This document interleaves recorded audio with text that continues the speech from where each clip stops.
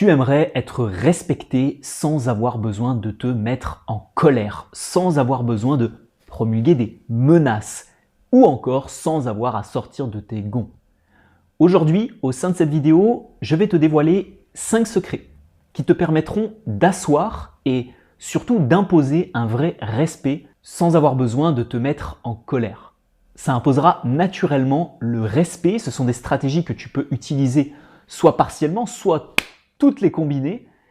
Bien sûr, je tiens quand même à préciser que ces stratégies ne s'appliquent pas une fois que tu t'es mis en colère pour réussir à redescendre. J'avais déjà fait une vidéo YouTube sur le sujet, mais si justement tu as cette tendance à l'impulsivité, cette tendance peut-être à l'énervement beaucoup trop facilement, il s'agira peut-être de travailler ton intelligence émotionnelle. Et pour ce faire, pour identifier tes émotions, les réguler, réussir à les exprimer peut-être parce que tu as du mal justement à exprimer tes émotions, comprendre celles des autres, tout ça, ça se passe, je te mets la miniature juste là, elle est sur ma main, voilà, la formation Life 2.0 sur l'intelligence émotionnelle. Ce n'est pas une des formations les plus chères de ma boutique, pourtant sur 6-7 semaines, tu apprendras vraiment les codes et les enjeux de l'intelligence émotionnelle. Ils sont au nombre de 6, pour ça qu'il y a 6-7 semaines de travail. Et crois-moi, que ce soit dans ta vie perso ou dans ta vie pro, l'intelligence émotionnelle est un must-have. Pour parler un peu comme les Américains, c'est un incontournable à maîtriser. Voyons donc au sein de cette vidéo déjà le premier conseil qui peut te permettre vraiment d'imposer le respect sans avoir besoin de te mettre en colère. On va figer ton corps ensemble. Et tu vas utiliser ce que j'ai appelé l'immobilité dominante. Plus aucun geste. Alors là, tu ne me vois pas, mais mes mains sont comme ça. Plus aucun geste. Tu ne bouges plus. Tu ralentis grandement la vitesse de tes propos et ton débit. Et là, tu parles de cette manière-là. Tu ne vas pas justement, oui, alors point numéro 1, point numéro 2, point numéro 3. Non, fini, terminé. Tu adoptes une posture solide, stable, avec un fort ancrage. Ça, on l'a déjà vu sur d'autres vidéos YouTube.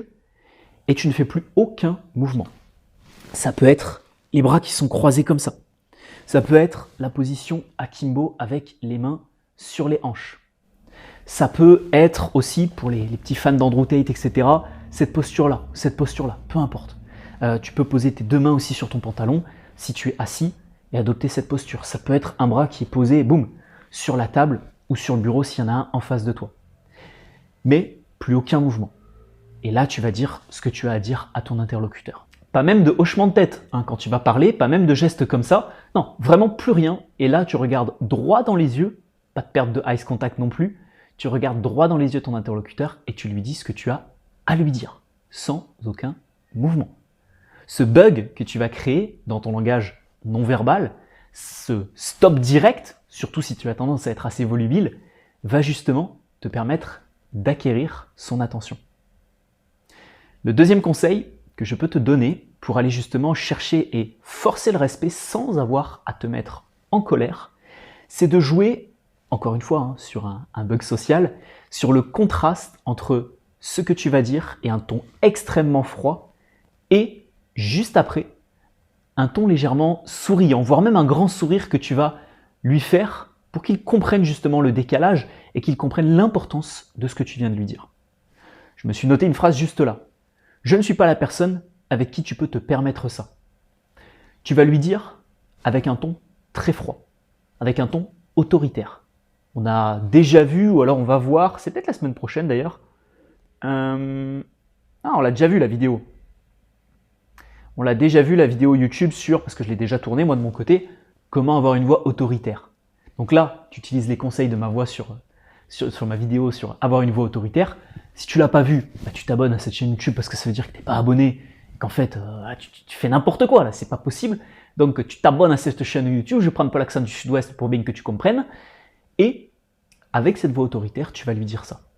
Je ne suis pas de non-verbal, je ne suis pas la personne avec qui tu peux te permettre ça. C'est bien compris?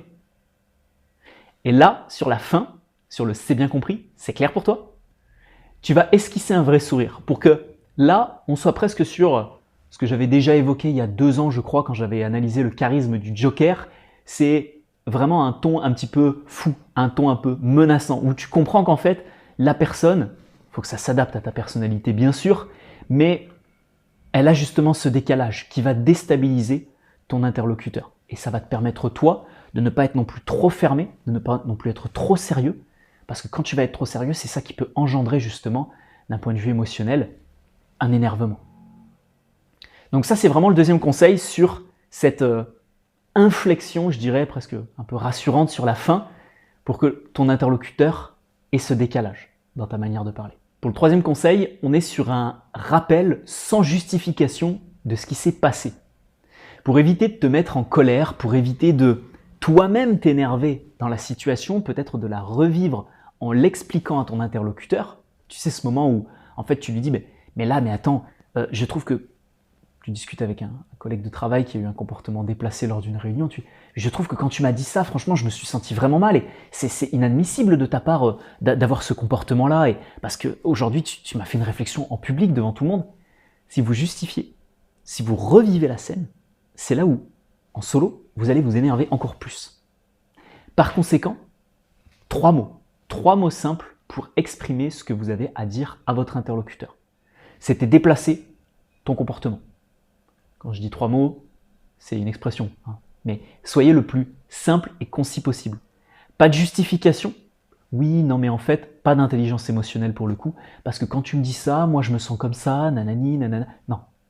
Vous rentrez pas dans un débat, vous lui dites juste clairement les choses. C'était super déplacé.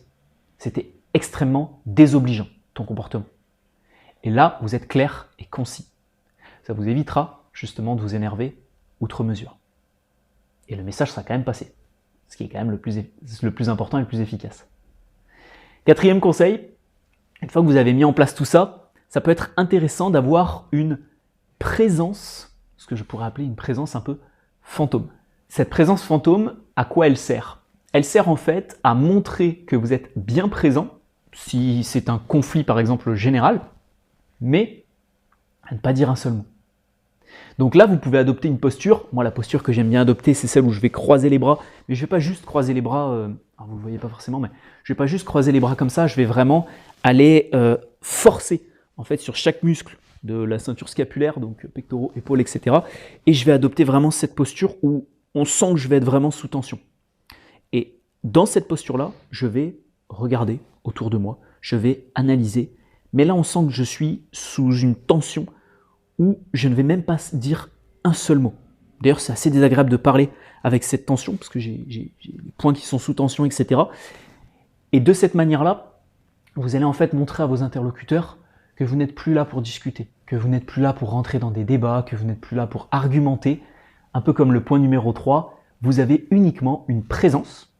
Vous ne fuyez pas le conflit, le débat, mais vous êtes là uniquement pour montrer votre présence sans un mot. Si vous n'êtes qu'avec une seule personne, c'est un peu compliqué, donc vous allez uniquement être en train de l'écouter.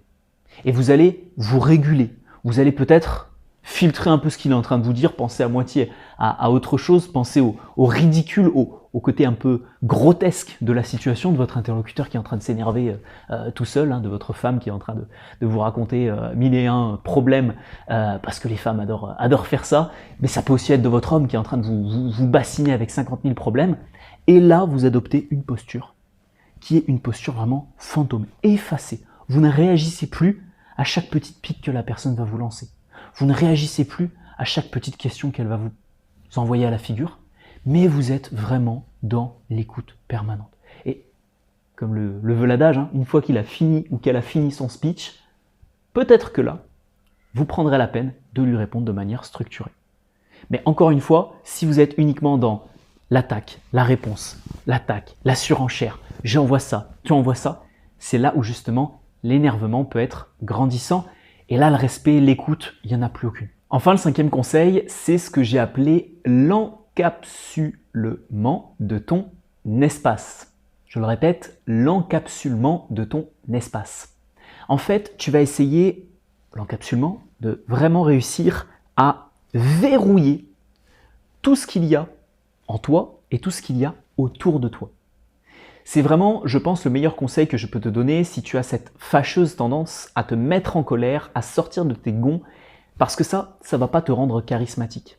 Bien au contraire, parler moins vite, ralentir le nombre de gestes, réussir à s'encapsuler, à croiser les bras, à bien s'ancrer, à fixer ses deux pieds au sol, à réussir à augmenter son ancrage si tu es sur une chaise, à vraiment aller te positionner contre le dossier, plutôt que d'être debout et d'essayer de bouger dans tous les sens, de courir dans tous les sens dans une maison ou un appartement, mais vraiment te positionner et ralentir, c'est contre-intuitif, un maximum pour éviter de créer de l'énervement d'un point de vue physique. Le faire aussi d'un point de vue verbal. Le moins de mots possible, le débit de parole le plus lent possible, le ton de voix, tu pourrais presque chuchoter pour créer vraiment un contraste énorme avec ce que tu es en train de dire. Mais tu peux quand même asseoir une voix autoritaire en ayant du chuchotement et en évitant de crier. Bon là, comme d'habitude, je suis avec un micro, donc forcément, c'est toujours plus simple. Mais c'est contre-intuitif et pourtant c'est terriblement efficace. Ta pente naturelle va être d'aller chercher justement à augmenter le ton, à faire des gestes de plus en plus grands, mais on en veut enfin, à crier de plus en plus fort, à utiliser des mots de plus en plus forts. Au contraire, joue sur l'encapsulement de ton discours, de ton physique et de ta manière de raisonner pour te calmer et vraiment imposer le respect. Si par contre, forcément, tu as du mal à faire ça, tu as du mal à gérer ça, Life 2.0, ma formation qui sera dans la description de la vidéo.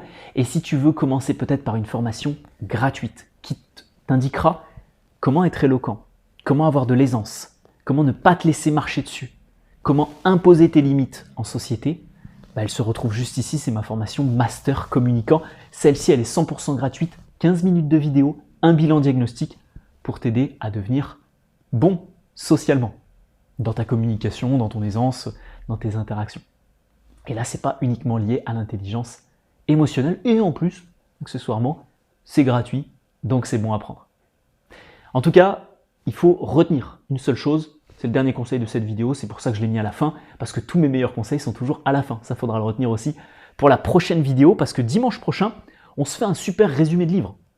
Dimanche prochain, on voit Être un homme libre, plus malin que le diable de Napoleon Hill. Ça fait longtemps que je ne vous ai pas fait un petit résumé sur YouTube. Je vous avais résumé le livre Plus rien ne pourra m'arrêter de David Goggins.